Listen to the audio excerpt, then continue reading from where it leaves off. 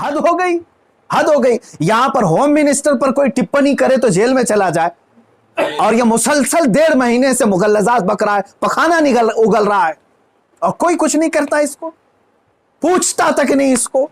और अगर इस तारीख तक या तो उसे अरेस्ट करे, या तो फिर इस तारीख को पूरे हिंदुस्तान भर के मुसलमान कोई भी अपने घर में नहीं बैठेगा इंशाअल्लाह। मेरी इस बात पर लब्बैक कहते हैं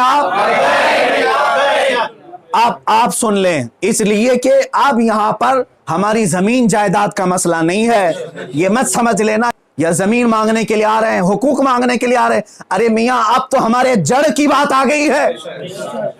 और मुसलमानों याद रख लो, अगर तुम्हारा यहां पर रसूल पाक की इज्जत सलामत नहीं है तो फिर तुम्हारा जीना भी किसी काम का नहीं है। अब ये चाहते हैं ना हम बाहर निकलेंगे तो वायलेंस हो जाएगा, फला हो जाएगा।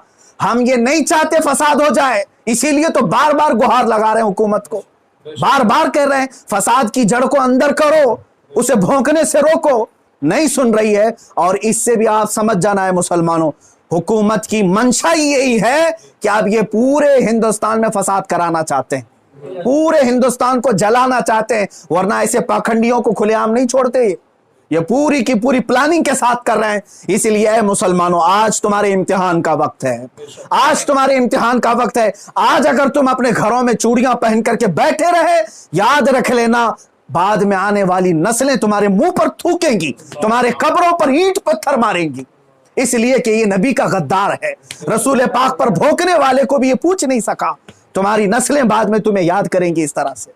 याद रख लेना, ये तारीख यौम बद्र की जो आएगी, यौमुल फुरकान 17 रमजान की, उस दिन हर मुसलमान का कलेजा दहल जाना चाहिए। मशरिक से मगरिब तक, शुमाल से जुनूब तक, हिंदुस्तान भर के हर इलाके के।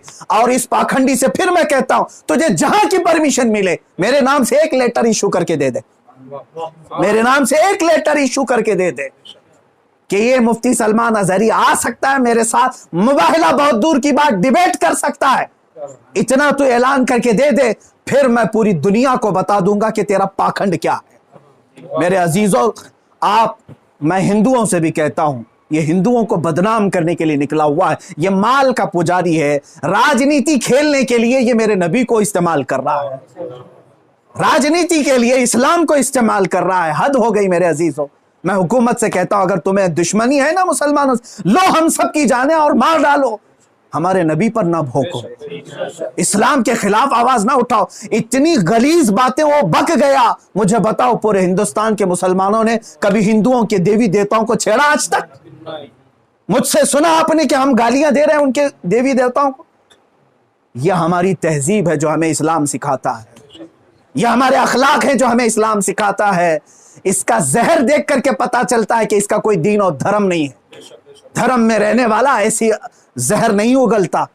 बहरहाल, ये मेरी गुजारिश है मुसलमानों से, या तो फिर ये मुबाहले के लिए तैयार हो जाए, जो इसके लिए जहां जगह हो मेरे नाम से लेटर इश्यू करे, और हुकूमत, प्रशासन, मीडिया इसको हल्के में ना ले, इसको इजाजत दे दे। ये दिखाना चाहता है, ये साबित करना चाहता है इस्लाम को झूठा, कुरान को झूठा साबित करना, उसको साबित करने दे दिया जाए। अगर वो साबित किया, और अगर नहीं साबित कर सका, तो फिर याद रख लेना सुबह कयामत तक तुम्हें पहचाना जाए।